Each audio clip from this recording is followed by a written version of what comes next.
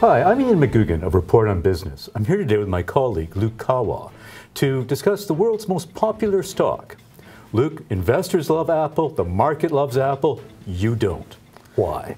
First, I've got to really give a heartfelt apology to Tim Cook. We're less than a month removed from a record-setting quarter. He made more money than Jeff Bezos can spend in a quarter, and that's an impressive feat. But I fear that Apple's on the verge of, it's not on the verge of, it is now a one-product company. In the past quarter, 70% of revenues came from iPhone sales. I do think that this is sustainable in the short run. If you don't have one product, though, that's a good product to have.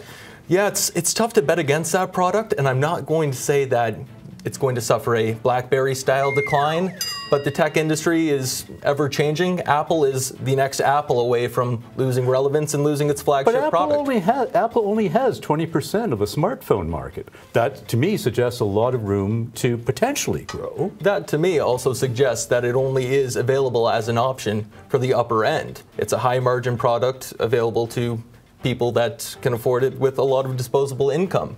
I don't think that the Samsungs and the Androids of the world are going to cede their lower-end market share to Apple, and I don't think Apple wants to get into that market.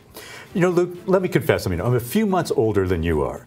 And really? Once, yes, believe it or not, and once I too bet against Apple. And I was proven wrong. I'm not sure I want to own Apple 10 years from now. But for the next year or two, the momentum seems overwhelming. The product lineup seems great. There are potentially new additions, the iWatch or whatever it might be. This, to me, suggests that, especially at its current valuation, that it's worth hanging around to find out how the story turns out. The most hyped-up products can disappoint astoundingly. And are you going to be swapping out your gold Rolex for an iWatch anytime soon? I'm certainly not. I feel connected to the world very easily. I reach out, I pull this out. I have no need to glance to my watch. Fair enough, but let's look at the balance sheet. I mean, Apple's got $30 in cash per share. It's got lots of cash, it's got lots of room to experiment, to try new things. And meanwhile, the iPhone 6, it's still early in the whole conversion cycle. We're going to see lots more sales in that.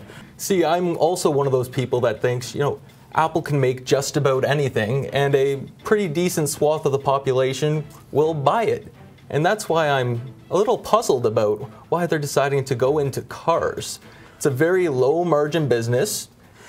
Fair enough, but the attractive thing about Apple to me at this point is that you don't have to count on those speculative projects paying off.